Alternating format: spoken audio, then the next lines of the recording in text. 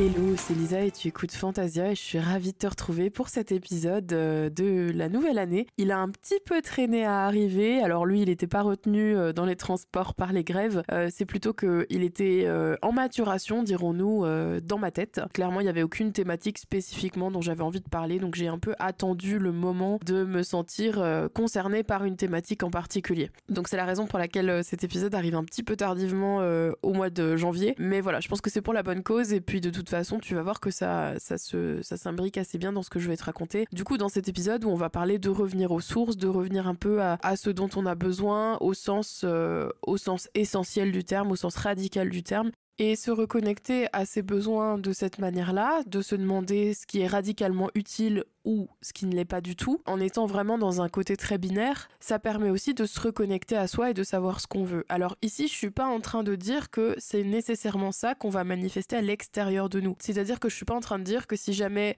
ce qu'on te propose n'est pas dans le cadre de ce que toi tu as envie ou besoin, alors tu dois refuser. C'est pas du tout ça.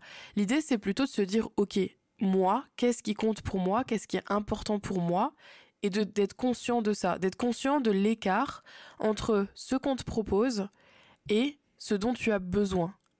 Et pourquoi on ferait ça ? Tout simplement parce que avec le temps, avec le fait de s'adapter en permanence, etc., à notre société, peut-être notre famille, à notre travail, tout ça fait qu'en fait, on a tendance à plus du tout considérer ce dont on a besoin.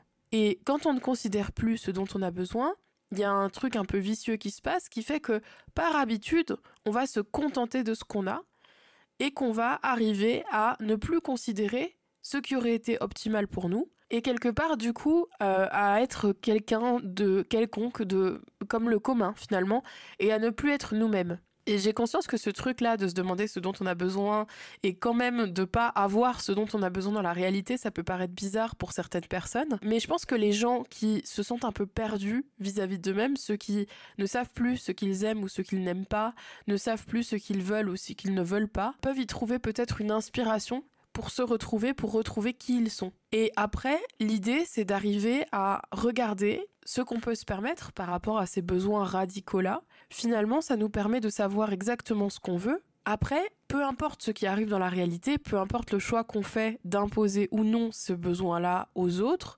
d'opposer peut-être aussi plus que d'imposer ce besoin-là aux autres, mais en tout cas, on choisit de s'adapter.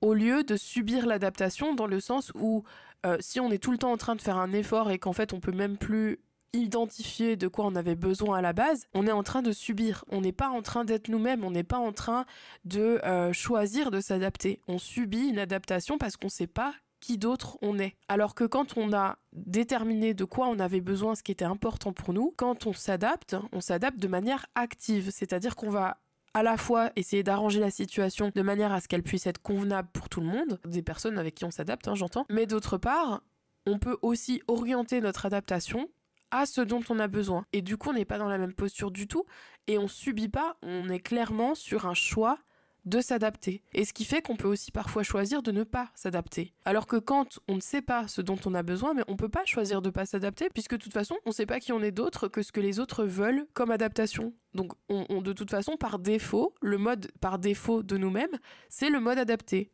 Alors que quand on se pose la question de « Ok, je suis qui ? Je veux quoi ? Qu'est-ce qui est réellement important pour moi ?» Finalement, on a quand même une idée de qui on est quand on n'est pas en mode adapté. Et donc, on peut faire autre chose dans une situation où on a plus de marge de manœuvre. On peut parfois, quand on s'entend bien avec les personnes avec qui on est, demander nous-mêmes des adaptations par rapport à nos besoins à nous. Et du coup, ça permet d'être beaucoup plus serein parce que c'est du donnant-donnant à la place d'être toujours adaptatif, soit dans un sens, soit dans l'autre, et d'espérer que les autres s'adaptent à nos attentes.